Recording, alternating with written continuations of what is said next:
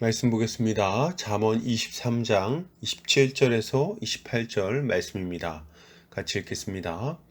대저 음녀는 깊은 구덩이요 이방 여인은 좁은 함정이라. 참으로 그는 강도같이 매복하며 사람들 중에 사악한 자가 많아지게 하느니라. 아멘. 잠언 23장 27절에서 28절까지 강도같이 매복하는 음녀를 막으려면 이라는 제목으로 말씀 보도록 하겠습니다. 신자는 음행을 피하고 거룩한 삶을 살아가며 가정을 지키기 위해 힘쓰는 자입니다. 왜요?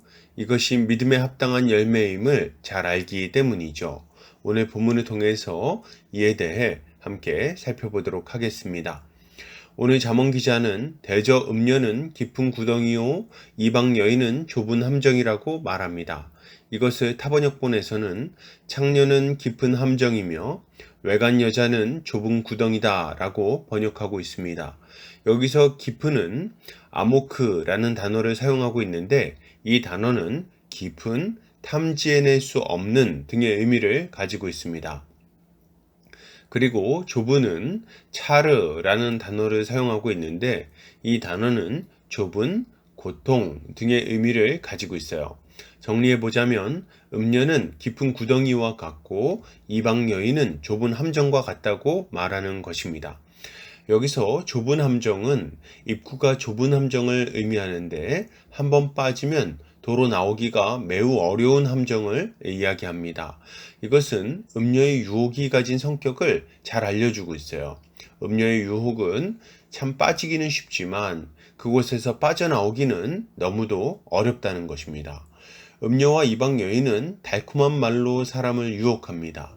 그리고 많은 죄를 짓게 만들고 그로 인해 큰 고통을 당하게 만들죠.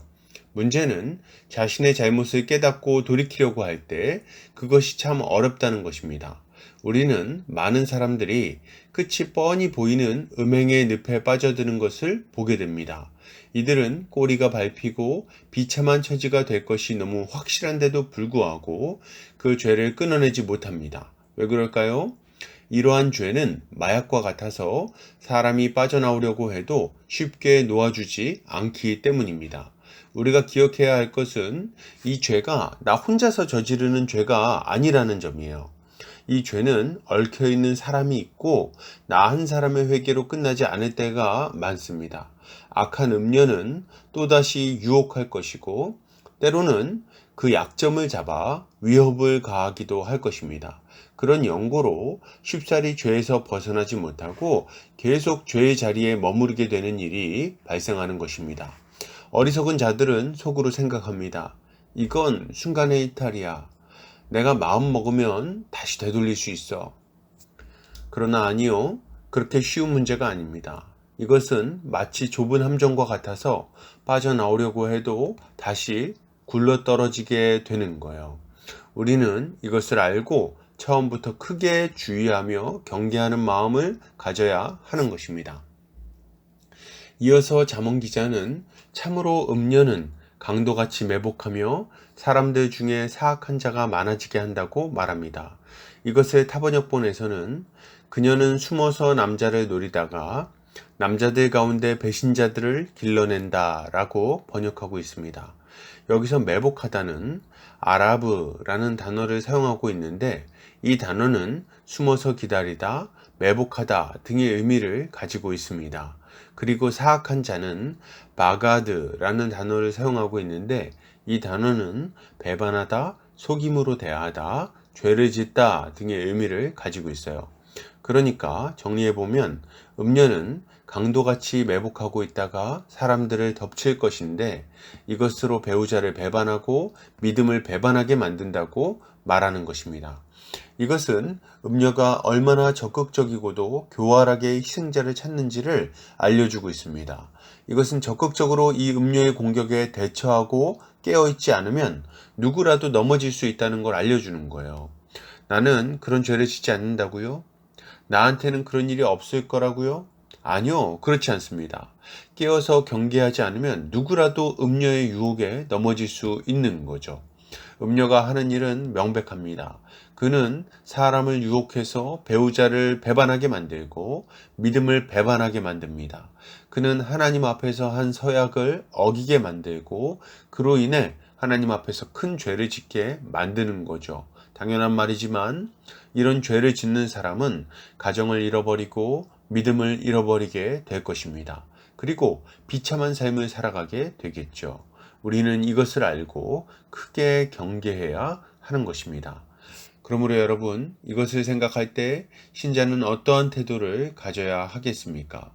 먼저는 경계하는 마음을 가지고 음료의 유혹에 빠지지 않도록 주의해야 되겠습니다. 음행을 하는 자마다 믿음을 잃어버리고 큰 고통을 겪게 되며 성실하게 살아온 인생을 망치게 된다는 것을 기억해야 되겠어요. 어떤 사람들은 생각합니다. 나는 아니겠지. 나는 얼마든지 이겨낼 수 있어. 음료에게 넘어가는 거는 아주 나쁜 놈들 뿐이야. 그러나 그렇지 않아요.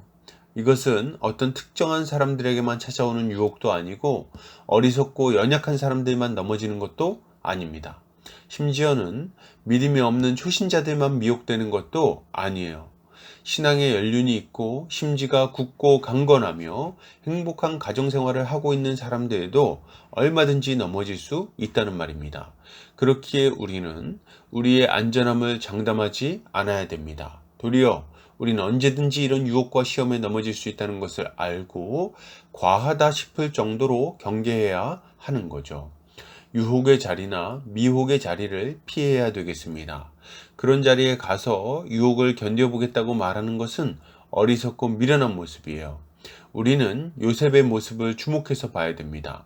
그는 보디발의 아내가 눈치탈 때 그녀와 함께하는 자리를 최대한 피했습니다. 그는 자신의 신앙을 자신하지 않았어요. 자신의 인내심을 과신하지도 않았습니다.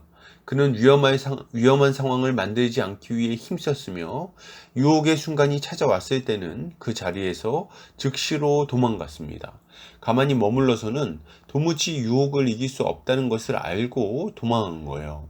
이것이 얼마나 지혜로운 모습입니까? 우리는 유혹의 자리에 가까이 가지 않아야 될 뿐 아니라 그런 상황이 생기지 않도록 아주 적극적으로 피해야 하는 것입니다. 또한 우리는 배우자와의 관계를 견고하게 세워나가야 되겠습니다. 서로를 사랑으로 굳게 붙들어서 마귀가 틈타지 않도록 해야 됩니다. 해가 지기 전에 분노하는 마음을 풀어야 됩니다. 서로 미워하거나 원망하는 마음이 생기지 않도록 주의해야 돼요. 서운한 일이 있으면 대화로 풀어야 할 것이고 상대방의 잘못을 용서해야 하는 것입니다. 물론 쉬운 일은 아니겠죠? 그렇기에 더욱 적극적으로 기도하며 하나됨을 지켜나가야 하는 거죠. 또한 남편과 아내는 각각 서로에 대한 배우자로서의 의무를 다해야 됩니다. 사도 바울은 고린도전서에서 절제하지 못함으로 사탄의 시험에 들 수 있기 때문에 결코 분방하지 말라고 권면합니다. 이것은 배우자와 합하는 것이 마땅히 감당해야 할 의무이며 상대의 성적인 욕구를 방치하는 것은 배우자를 사탄의 시험에 들게 하는 것임을 알려줍니다. 이것은 결코 가벼운 문제가 아닙니다. 부부는 결혼 서약을 통해서 한 몸이 될 것을 서약했을 뿐 아니라 서로를 위해 살아갈 것을 서약했습니다. 그런데도 불구하고 분방한다면 그것은 혼인할 때 맺은 언약을 위반하는 행동인 거예요. 우리는 이런 행위가 가정의 하나됨을 깨는 행위일 뿐 아니라 간음하지 말라고 명하신 주님의 명령을 위반하는 일이며 배우자를 마귀의 시험에 내어주는 악한 행위임을 알고 배우자로서의 의무를 다해야 하겠습니다. 이것이야말로 가정을 안전하게 지키며 주의 뜻을 이루어가는 길인 것입니다. 결론을 드립니다. 여러분, 음행을 피합시다. 그리고 가정을 잘 지킵시다. 하나님의 뜻에 순종하여 행함으로 믿음의 열매를 맺읍시다. 이것이야말로 신자가 가져야 할 마땅한 모습일 것입니다. 오늘도 주님의 지혜로 승리하는 성도님들 되시기를 주의 이름으로 축복합니다.